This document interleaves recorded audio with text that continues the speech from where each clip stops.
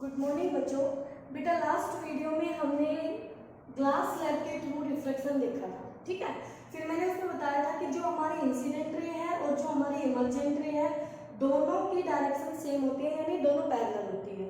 तो यहाँ पर जो इंसिडेंट रे है जो एक्चुअल में जहाँ जानी चाहिए थी वो अपनी डायरेक्शन से कुछ शिफ्ट हो जाती है, ठीक है, अपने पाथ से शिफ्ट हो जाती है। डायरेक्शन सेम रहती है, पाथ शिफ्ट हो जाता है। तो उन दोनों के बीच का जो परपेंडिकुलर डिस्टेंस होता है बेटा उसको हम बोलते हैं लेटरल शिफ्ट। तो आज हम फाइंड आउट करने वाले हैं लेटरल शिफ्ट x, ठीक है, कि ये कितना आता है और ये किस पर डिपेंड करेगा। तो देखिए बेटा डायग्राम आपका फिर से वही है, बस छोटा सा चेंज ये है कि यहाँ पर जो ये एंगल आप देख रहे हैं डेल्टा, ये इसकी एक्चुअल डायरेक्शन थी इंसिडेंट रे की, और ये यहाँ पर इसका एक बार रिफ्लेक्शन हो गया है। तो ये कितनी अपनी डायरेक्शन से कितनी बेंड हो गई है वो हमने एंगल ऑफ डेविएशन डेल्टा बोला है। डेल्टा मैं पहले भी बता चुकी हूँ क्या होता है आपको। तो डेल्टा का रिलेशन क्या हो गया I1 और R1 के साथ। अगर हम इन दोनों रेज को ध्यान से देखें तो ये वाली रे और ये वाली रे आपकी, तो ये दोनों एंगल यानी R1 प्लस डेल्टा I1 के इक्वल होगा। तो डेल्टा हमारा आ जाएगा I1 माइनस R1, ठीक है बेटा। बाकी पूरा कंप्लीट फिगर वही है एज इट इज। अब जो इसमें चेंज करने वाले हो वो देख लीजिए ध्यान से। जो आपने नॉर्मल ड्रॉ किया था तो इस नॉर्मल को हमने आगे बढ़ाया यहाँ तक ग्लास स्लैब तक, तो इस पॉइंट को हमने दे दिया है E नाम। क्या नाम दे दिया बेटा? E। अब हमने C पॉइंट से इंसिडेंट रे की जो डायरेक्शन है उस लाइन पर एक परपेंडिकुलर ड्रॉ करना है। तो दिस इज द परपेंडिकुलर। तो इस परपेंडिकुलर को हमने ड्रॉ कर दिया बेटा, ये हो गया आपका परपेंडिकुलर F, CF, ठीक है। और ये CF ये हमारा क्या है? X है, लेटरल शिफ्ट है, जिसकी वैल्यू हम फाइंड आउट करना चाहते हैं, ठीक है। तो हमें CF की वैल्यू फाइंड आउट करनी है और CF हमारा इक्वल टू है X के, और ये हमें पता करना है कि ये कितना है, ठीक है। तो स्टार्ट करते हैं बेटा। सबसे पहले हमने क्या किया, ये जो क्योंकि हमें X चाहिए तो X के लिए हमने ट्रायंगल ले ली, ये राइट एंगल ट्रायंगल BCF। तो इस राइट एंगल ट्रायंगल में बेटा अगर हम ध्यान से देखें तो ये एंगल 90 डिग्री का, एक ये एंगल डेल्टा, और इससे आपको कोई मतलब नहीं है। तो इस एंगल डेल्टा के रिस्पेक्ट में ये आपका बेस बनेगा और ये आपका परपेंडिकुलर। तो ये जो BC साइड है ये आपका H होगा, हाइपोटेन्यूज होगा, ठीक है। तो यहाँ से देखिए मुझे इसकी वैल्यू चाहिए तो मैं यहाँ से CF और ये जो BC है इसको मैं किसी तरह फाइंड आउट कर लूंगी किसी और ट्रायंगल की हेल्प से। अदरवाइज अगर आप BF लेते हैं तो उसको फाइंड करने का कोई तरीका नहीं है हमारे पास। तो हमने CF और H यानी परपेंडिकुलर और H का रेशियो लिया, तो हमने लिया साइन डेल्टा। हमने किसकी वैल्यू ली? Sine delta.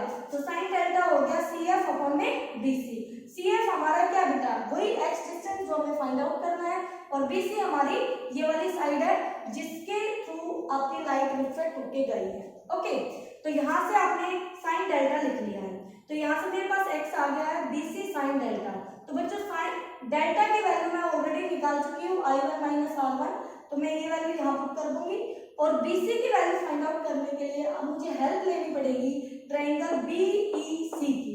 Right angle triangle है बेटा, क्योंकि ये भी यहाँ पे परपेंडिकुलर ड्रॉ हुआ है, क्योंकि नॉर्मल जो होता है वो परपेंडिकुलर होता है इंटरफेस के, ठीक है।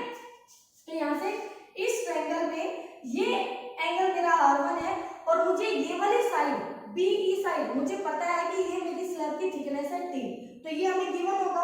तो T गिवन है बेटा आपके पास, और आपको BC पता करना है और R1 एंगल आपको नहीं मालूम है, तो आप इसकी टर्म में फाइंड आउट कर लेंगे किसकी वैल्यू? BC की वैल्यू। तो यहाँ से दिस साइड अपॉन में दिस, इसके लिए ये परपेंडिकुलर हो गया और ये H हो गया, सॉरी ये आपका बेस हो जाएगा क्योंकि ये एंगल बन रहा है ना, और ये परपेंडिकुलर और ये H हो गया। तो बेस अपॉन में H हमारा कोस होता है बेटा, तो मैंने कोस की वैल्यू लिख ली, कोस R1 BE अपॉन में, आप इसको ऐसे लिख लीजिए, पहले कोस को लिख लीजिए, कोई दिक्कत नहीं है। यहाँ पर cos R1 equal to BE upon में BC। तो BE क्या है हमारा? T है, और BC क्या है हमारा? BC रख लेंगे, ठीक है। तो BC की वैल्यू यहाँ से निकल के आ गई है T अपॉन में कोस R1। मैं यहाँ पे BC को इधर ले आई और कोस को नीचे भेज दिया, तो मुझे BC की वैल्यू मिल गई T अपॉन में कोस R1, ठीक है। तो बेटा यहाँ तक हमने दो वैल्यूज फाइंड आउट कर लिया है। कौन कौन सी वैल्यूज फाइंड आउट कर लिया है? पहले तो हमने X पता कर लिया कि X कैसे निकालना है, फिर x में जिसकी जरूरत पड़ने वाली थी BC, उसकी वैल्यू हमने यहाँ से निकाल ली। तो अब मैं इक्वेशन 1 में डेल्टा और BC दोनों की वैल्यू पुट करूंगी, तो मेरे पास इक्वेशन 1 क्या आएगी, स्टेप फर्स्ट था आपका फर्स्ट ट्रायंगल, स्टेप सेकंड था सेकंड ट्रायंगल, स्टेप थर्ड में जाएंगे तो आप इन दोनों वैल्यूज को पुट कर देंगे इक्वेशन 1 में। तो इक्वेशन 1 में पुट किया तो x आ गया t अपॉन में cos r1, ये BC की वैल्यू और डेल्टा की वैल्यू r1 माइनस r1। अब बेटा r1 तो हमें नहीं मालूम होगा क्योंकि हमें तो यहाँ पर एंगल ऑफ इंसिडेंस पता होगा, म्यू पता होगा, थिकनेस पता होगी, तो किसी भी तरह म्यू को ले आएंगे और r1 को यहाँ से रिमूव करेंगे, भगाएंगे। तो एक रिलेशन ढूंढना पड़ेगा किसी भी तरह से म्यू में और r1 में। तो देखते हैं आगे कैसे आएगा। तो यहाँ से हमने क्या किया, इस पर ट्रिग्नोमेट्री की एक फॉर्मूला है, आइडेंटिटी है, वो हमने यूज किया trigonometry formula sin a minus B, तो होता है sin a cos b minus cos a sin b। तो बेटा यहाँ अप्लाई कर देंगे हम, तो ये हो गया sin i1 cos r1 minus cos i1 sin r1।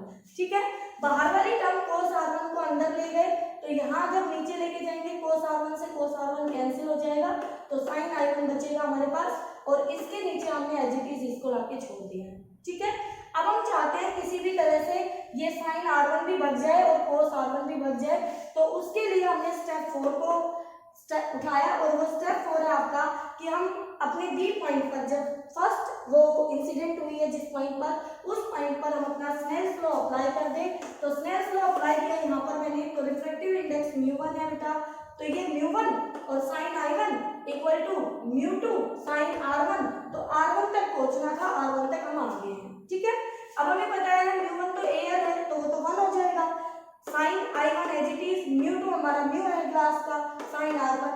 ठीक है बेटा, आगे देखिए, यहाँ से sin i1 r1 की वैल्यू आ गई जो कि हमें चाहिए थी, वो आई sin i1 अपन में म्यू, तो i1 और म्यू की टर्म में हमें एक वैल्यू मिल गई है। sin मिल गया तो cos निकालना कोई बड़ी बात नहीं है, cos होता है √1 माइनस साइन स्क्वायर थीटा। ठीक है बेटा, तो यहाँ पर मैंने वही आइडेंटिटी यूज की, cos r1 equal to √1 minus sine square r1।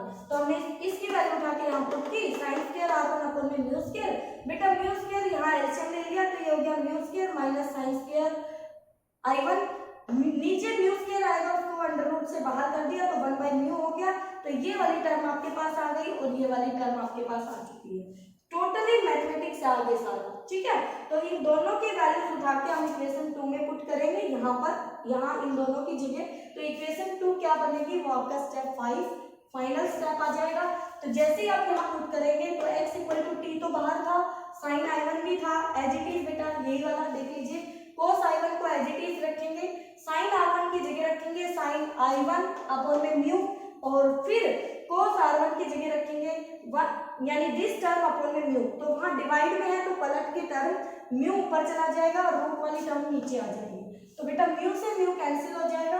ठीक है, और sin i1 दोनों जगह है तो कॉमन ले लिया हमने इसको, और अंदर रह गया 1 minus cos i1 under the root mu square minus sine square i1। अब ये आपका रिक्वायर्ड रिजल्ट आ चुका है जो हमें चाहिए था, थिकनेस या लेटरल शिफ्ट का in terms of i1 angle of incidence, t thickness and refractive index of the glass में।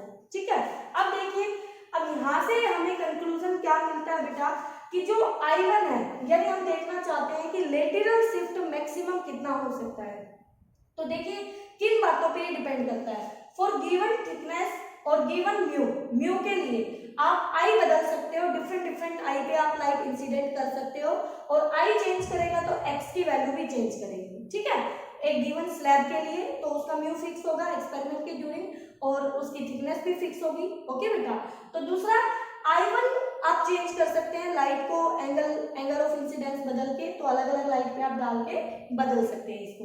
तो i1 ज्यादा से ज्यादा कितना हो सकता है, मैक्सिमम 90 हो सकता है। जब i1 90 होगा तो sin 90 1 होगा और cos 90 0, तो ये वाली टर्म आपकी 0 हो जाएगी और ये वाली टर्म आपकी 1 बनेगी, तो x इक्वल टू मैक्सिमम आ जाएगा t पे, यानी कि जितना हम ग्लास स्लैब की थिकनेस ले रहे हैं, ज्यादा से ज्यादा हम किसी रे को उस थिकनेस के डिस्टेंस के बराबर शिफ्ट कर सकते हैं, लेटरल शिफ्ट दे सकते हैं। ठीक है, और जो x होता है लेटरल शिफ्ट जो होता है वो किन किन बातों पे डिपेंड करता है, तो बेटा मैं यहाँ पहले ही बता चुकी हूँ।